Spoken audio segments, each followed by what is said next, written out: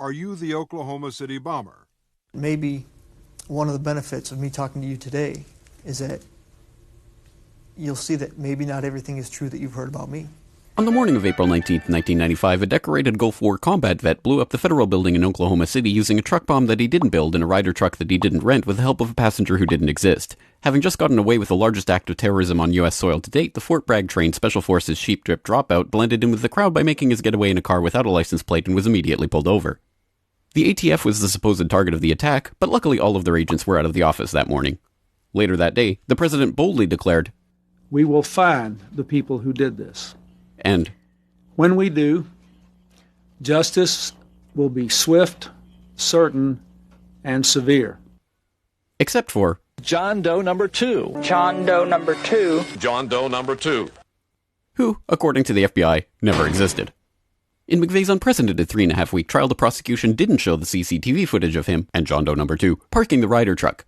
Didn't explain why 24 separate witnesses mass hallucinated the existence of John Doe number 2. Didn't explain why the government was testing truck bombs and the Army was storing Ryder trucks at Camp Gruber right before the bombing, and didn't talk to the FBI informants who blew the whistle on the plot.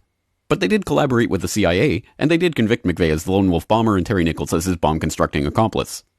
Still, a bunch of crazy conspiracy theorists, including 300 bombing victims, insist on talking about facts and evidence and refuse to simply believe what they've been told a million times by people in tailored suits with well-coiffed hair.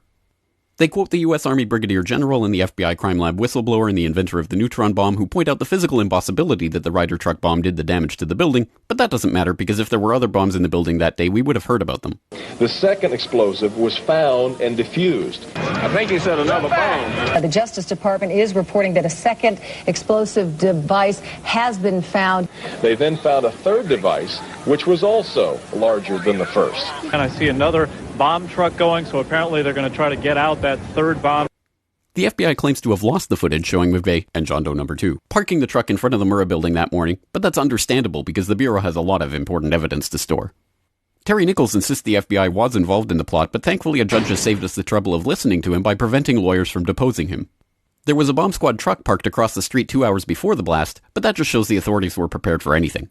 And other documents obtained by 2020 show that someone called the Executive Secretariat's office at the Justice Department in Washington and said the Murrah building had been bombed.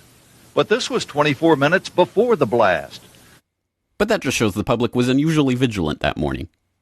Also, apparently, before the bombing, Governor Frank Keating's brother, Mark, had been working on a novel about a terrorist bombing in Oklahoma City. Stranger still, one of the characters in the novel was named Thomas McVeigh. But that's probably just a coincidence. McVeigh wrote a letter to his sister where he admitted to being a secret Special Forces operative, and he complained to friends of the pain in his ass from an Army-implanted microchip, but that's crazy because if he didn't actually leave the Army in 1991, there would be proof of that. McVeigh was not executed on May 16, 2001 as scheduled because the FBI had failed to turn over thousands of pages of evidence to McVeigh's defense attorneys.